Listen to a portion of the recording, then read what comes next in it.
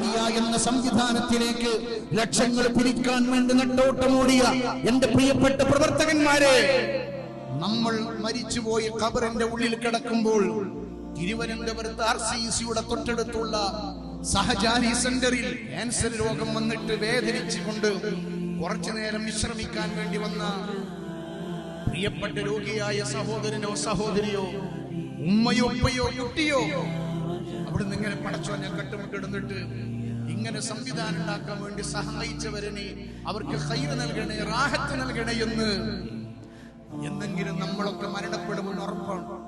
നമ്മൾ മരിച്ച് ഖബറിൽ കിടക്കുന്ന സമയത്ത് തിരുവനന്തപുരത്ത് RCC ഉള്ളിൽ നിന്ന് നമ്മുടെ ഖബറിലേക്ക് ഒരു പ്രാർത്ഥനയുണ്ടാകണം.